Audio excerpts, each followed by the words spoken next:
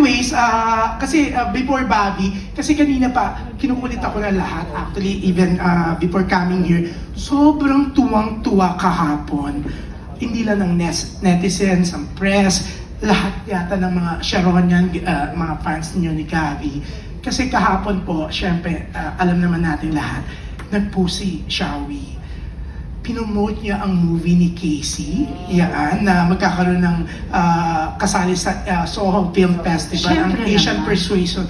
Tapos sumagot doon si Casey na feel good ang lahat, ang saya-saya. Ako, naiyak ako. When we, nag-show tayo kahapon, di ba yun ang topic? Sabi niya, ba't ka naiyak?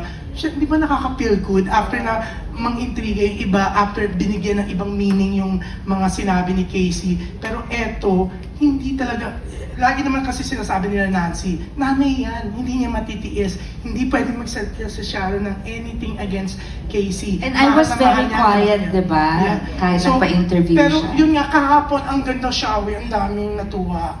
Oo. Well, first of all, you know what, sa Bible nakalagay dapat una ang asawa. Pero even my husband knows, and naturally all my 4 children know, I am a mother first. I always say that. I am a mother first. Kasi, based on experience, ang asawa pwede mawala. Pero ang dugo at laman mo, bumaliktad man ang mundo, dugo at laman mo yan. Ano man, you know what, I don't play favorites. Some people seem to think favorite daughter ko, favorite na anak ko si Frankie. Hindi.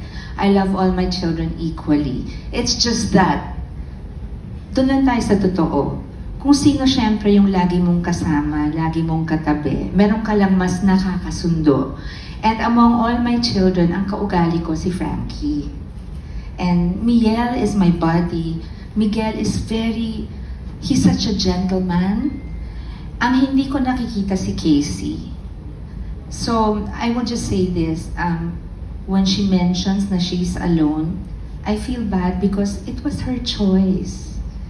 When she left home at 18, kasi she went to school, syempre parang kanu yung ano niya, yung hindi Filipino yung thinking. Hindi nga bagay yung ano ko dito dahil mukhang European, di ba?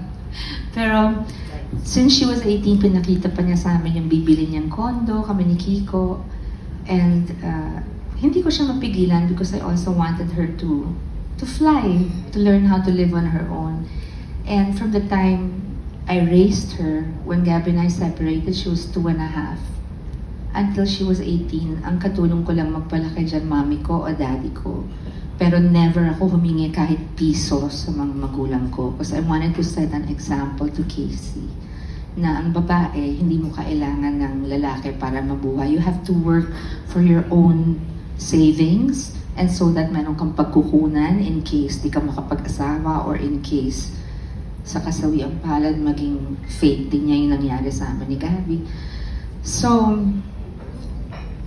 medyo being alone was her choice. Our house, our home has always included her.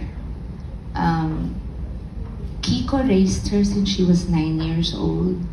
And they've been very close. Shock absorber niya yan, takbuhan niya yan, yan ang kanyang sounding board. Kahit minsan may tampuhan kami, si Kiko ang kausap niya. Yung pagka-unfollow, alam ko you're all curious about that. Ito na lang sasabihin ko. Like I said in my post, uulitin ko na lang kasi yun lang naman. Di ba sabi niya, hindi naman talaga kami perfect, hindi naman. Wala naman walang perfect. If I didn't have my parents and my brother and my best friends and people like Ate Baby in my life and Mama Mina, all those people that sincerely cared about me while I was growing up, especially in the business, I probably would have turned out to be a very horrible, arrogant person. Kasi impressionable ang bata Akala mo yung fame, pinakamagaling ka na sa lahat. So, siguro nagkaroon lang ng konting, let's just say okay, first of all, among my children, Casey is the one that is the most, let's just say she's the opposite of me. ang lakas ng dugo ng papa niya. Kaya sila magkasundo, they're the same. For better or worse, they're the same. And sometimes, pag pinapaalalahanan ang isang tao ng amain, anak, kapatid, mommy, merong mga tao na ayaw nilang have to be careful. Ganun lang, pagtatampuhan. So, ganun lang yun. And it hurt me, syempre, nung may unfollow. Pero, pamilya kami. This is a family matter. And, she's close to her papa now, and that makes me happy because they lost so many years together. But I want to remind the whole world, all of you, that since Gabby and I separated, there was never, not once, never a time na hindi niya pwedeng puntahan yung anak niya. I never prevented them seeing each other. In fact, yung mga nakailang press cons na sa akin over the decades, I would always say, you know, I want them to have a relationship. Ayokong isipin ng anak ko kalahati niya masama. Di ba yung ganun? Excuse me. So, marami na akong natiis. Marami akong pwedeng nagawa noon. Pero hindi ko ginawa because of Casey. Lahat ng desisyon ko sa buhay nung araw because of Casey. Because of Casey. She was my whole world. And I'm happy they're together now. But I hope that no one forgets, least of all Casey, all the sacrifices I made when I was raising her. Because it wasn't easy. I had her at 19 and I was practically still finding my way in the world as a new adult. And I had to raise her, and I made my work my therapy. That's why I became a workaholic. So, I have to trust in the way that I raised my daughter. That's all. Yes. And no, and since I'm a mother first, I love Casey very, very much. I would die for her, for Frankie, for Miguel and Miguel, if I had to. Silang apat lang ang papayag ako mamatay kesa sa kanila. Remember when she was small, sabi ko, kung merong paglaki ni Casey, kung merong man dumating na panahon na yung nakalaan sa kanya mga problema, Ate P, baka naalala mo yun? Kung yung mga darating pag-adult na siya, sana sa akin na lang ibigay. Do you remember that? Kasi alam ko na yung strengths ko, alam ko yung capacity ko, kakayanin ko. Hindi ko alam kung kakayanin niya. So, ayaw kong masaktan yung anak ko. Yun lang. But I'm happy they're close, but I love her very, very much from the bottom of my heart. And yung mga nagbabash sa amin na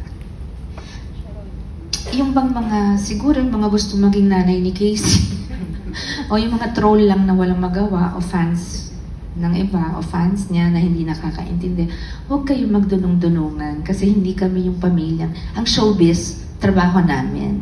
Hindi kami showbiz na pamilya. Pag-uwi, we're very decent and private. And some things have to stay within the family. So, you cannot expect me na siraan ko ang anak ko. Yes. I will never do that. And lahat ng tao nagkakamali. As long as an apology is sincere and you take accountability for it, whatever it is, this is for all my children. I will always forgive and I will always embrace you with open arms. And nagpaalam siya sa akin kasi, Mama, I'm leaving for New York tonight. So there was a time nakikita ko na lang nasan siya sa Instagram niya. So yung nagkaroon ng mga times na hindi siya nagko-communicate kasi siguro ganun talaga pag bata, may buhay kang sarili, minsan nalilimot mo. And nami-miss ko yun, syempre. And I will always remember what I taught her. And I am praying that she remembers everything she learned from me and my mom. Laking lola rin siya eh. Kailangan i-honor niya dahil ang nagpalaki sa akin, lola rin niya. So hindi pwedeng iba kami. Kasi pare-pareho ang palaki ko sa mga anak ko. And I wanna apologize to Kiko and the Pangilinan clan kasi nadawit yung dahil dun sa pagka-public ng pag-unfollow. It's really just a small thing that got a bit out of hand and it's a family matter. So whatever it is, I will always support my daughter. I will always love her. And I will always be her mom and tell her what she's doing right and tell her what she's doing wrong until she is 80 and I'm still alive. I'll always be her mom. Yes, very well said, shall we?